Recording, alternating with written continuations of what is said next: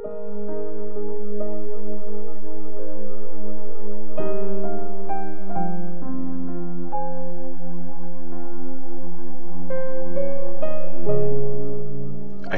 chapter 37. Humingi ng advice ang hari kay Isaiah. Nung marinig ni King Hezekiah ang balita, sinira niya ang damit niya at nagsuot ng sakong damit na panluksa. Tapos, nagpunta siya sa temple ni Lord. Pinapunta niya kay Isaiah ang prophet na anak ni Amos, sina Eliakim na namamahala sa palasyo, si Shebna na sekretary at mga matatandang priest. Lahat sila nakasuot ng sako na panluksa. Sinabi nila kay Isaiah, "Sabi ni Hezekiah, araw ito ng matinding paghihirap, parusa at kahihiyan. Para tayo mga nanay na dapat ng mga anak pero di magawa dahil walang lakas.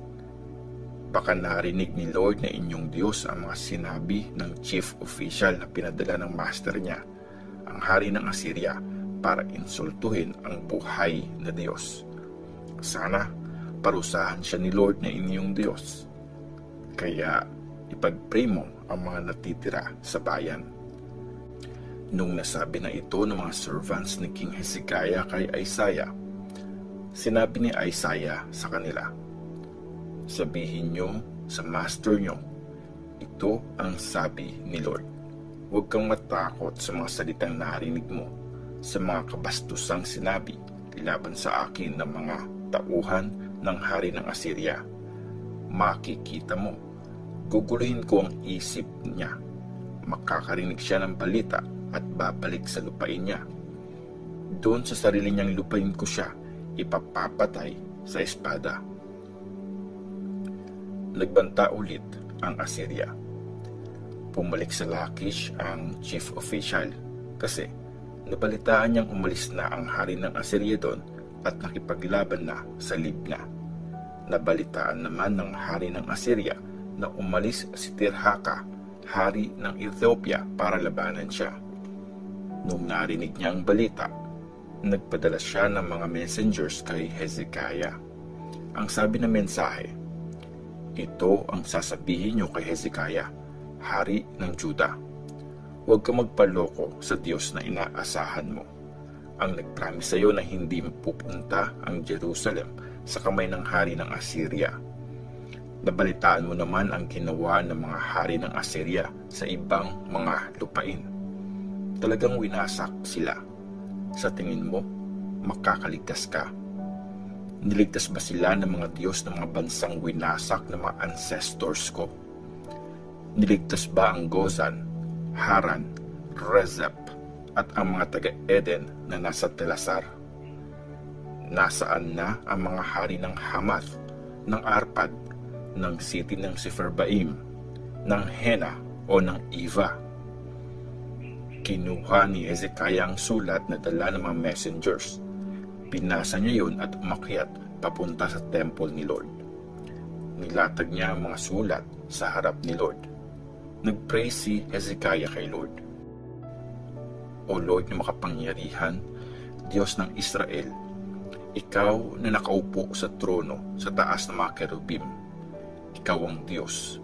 Ikaw lang ang naghahari sa lahat ng kaharian sa lupa. Ikaw ang gumawa ng langit at lupa. Pakinggan mo, Lord, makinig ka. Buksan mo ang mga mata mo, tingnan mo. Pakinggan mo ang lahat ng salitang sinabi ni Sennacherib na pinadala niya para insultuhin ang buhay na Diyos. Lord, totoo ngang winasak ng mga hari ng Assyria ang mga bansa at mga lupain nila. Sinunog ang mga Diyos nila kasi di naman Diyos ang mga yon kundi mga kahoy at bato lang na gawa ng tao. Kaya nawasak ang mga yon. Kaya ngayon, Lord na Diyos namin, iligtas mo kami sa kamay niya para malaman ng lahat ng kaharian sa mundo na Ikaw lang si Lord." Mensahe ni Isaiah sa hari. Nagpadala ng mensahe si Isaiah na anak ni Amos kay Hezekiah. Ang sabi, "Ito ang sabi ni Lord, ang Diyos ng Israel. Dahil nag-pray ka sa akin tungkol kay Sennacherib na hari ng Assyria, ito ang sinabi ni Lord tungkol sa kanya. Galit na galit sa iyo ang anak ng Zion, iniinsulto ka niya. Tumatawa sa likod mo ang anak ng Jerusalem, pailing-iling pa. Sino bang ininsulto mo at binastos? Kanino ka ba nagtaas ng boses at nagmataas? Sa banal na Diyos ng Israel. Gamit ang mga servants mo, ininsulto mo si Lord at sinabing, sa dami ng mga chariots ko, naakyat ko na ang tuktok ng mga bundok, hanggang sa dulo ng Lebanon na puntahan ko. Pinutol ko ang matataas na puno ng cedar, pati na the best na mga puno ng cypress. Pumunta ako sa tuktok, sa pinakataas nito, at ang pinakamakapal nitong gubat, napasok ko. Humukay ako ng mga balon at uminom ng tubig mula sa mga iyon. Sa pagtapak ko, tinuyot ng aking talampakan lahat ng batis ng Egypt. Di mo ba nabalitaan na dati ko na itong pinalak? Plinano ko nung una pa lang kung anong mangyayari ngayon. Gagawin mong tambak na durug-durug ang mga city na napapalibutan ng pader.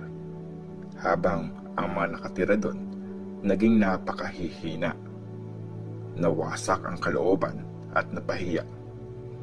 Naging parang halaman sa bukid at parang malambot na damo. Gaya ng damo sa mga bubungan na susunog dahil sa hangin sa east. Alam ko pag nakaupo ka at nakatayo, kung saan ka pumupunta at ang pagmamatas mo laban sa akin. Dahil nagmamatas ka laban sa akin at narinig ko ang pagyayabang mo, ilalagay ko ang aking hook sa ilong mo na parang sa hayop at lalagyan ko ng busal ang iyong bibig. Ibabalik kita sa pinanggalingan mo. Ito ang magiging sign sa iyo. Ngayong taon, yung halamang kusang tumubo ang kakainin nyo. Sa susunod na taon, kakainin nyo kung anong tumubo doon sa mga halamang yon. At sa pangatlong taon, magtatanim na kayo at mag-harvest. Magtanim kayo ng ubas at kainin nyo ang mga bunga nun. At ang mga nakasurvive sa Juda ay parang halamang muling magiging malalim ang ugat at mamumunga.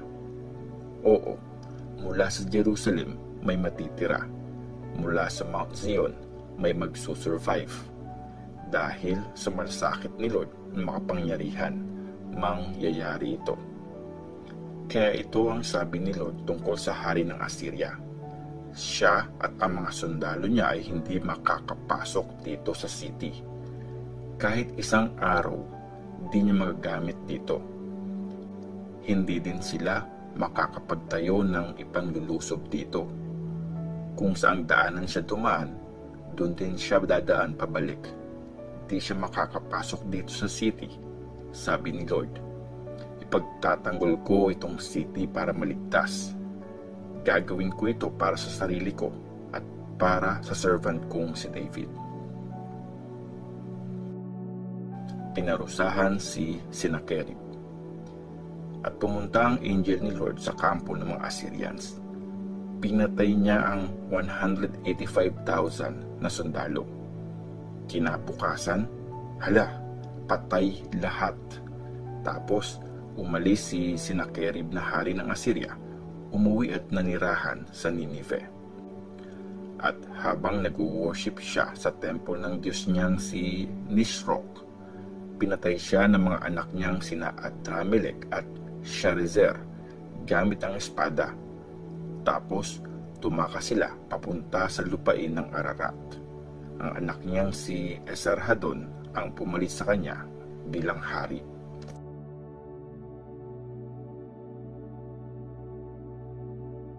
Isaiah chapter 38. Mamamatay na si Hezekiah.